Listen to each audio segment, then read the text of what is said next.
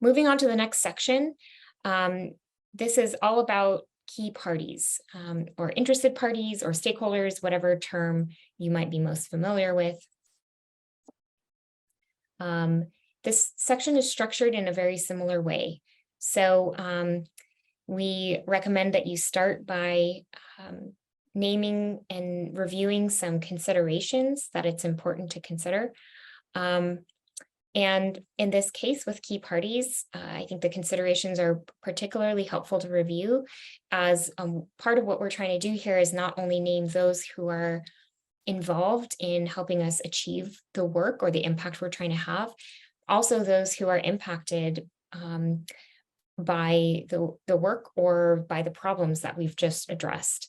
And so, often there are groups that are historically excluded or marginalized that it may be very helpful and important for the team to name at this point, so that they can center these key parties and consider their needs moving forward throughout the rest of the theory of change exercise.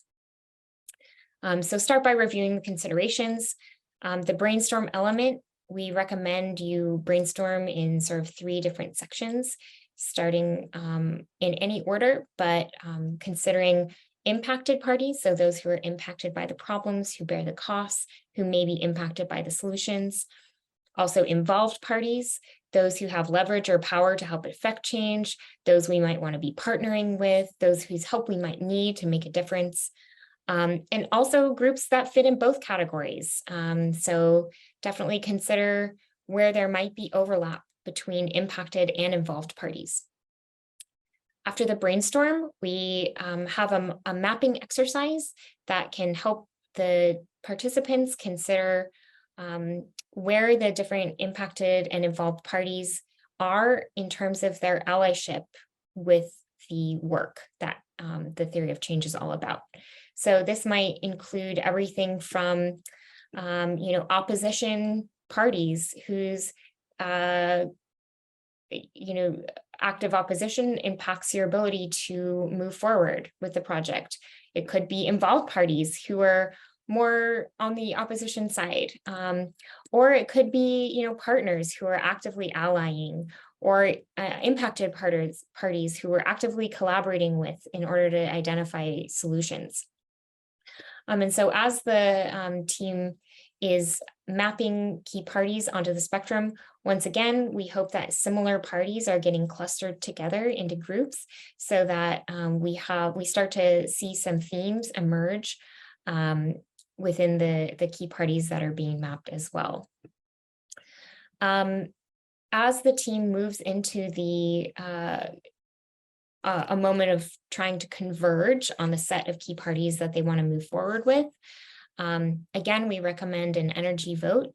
And in this case, it can be really useful to consider not only those who, are today already in active allyship, but those whose support it may be particularly important or helpful to move on the spectrum. And with a little bit of investment, the team, or maybe a lot of investment, the team could really benefit from having those parties move along the spectrum. And the goal here is really just to name those main parties.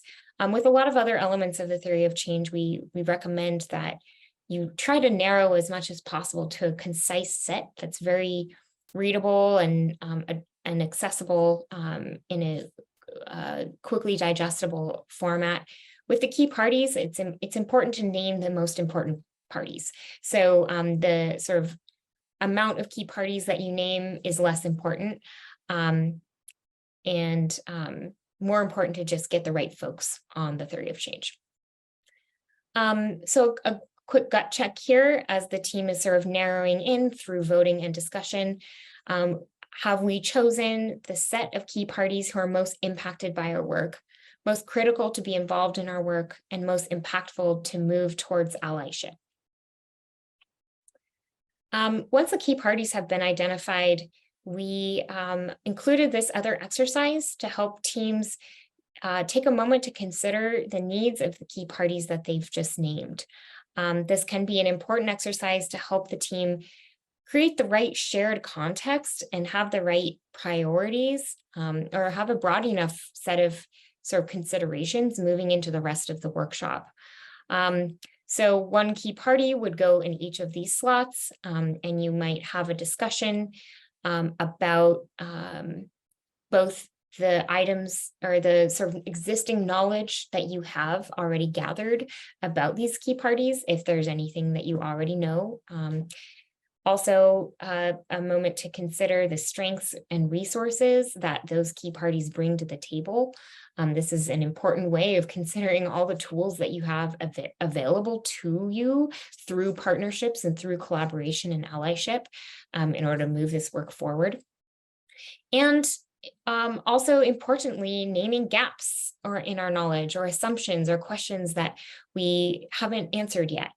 And there's a space for the team to consider what the top burning questions are for this group of folks.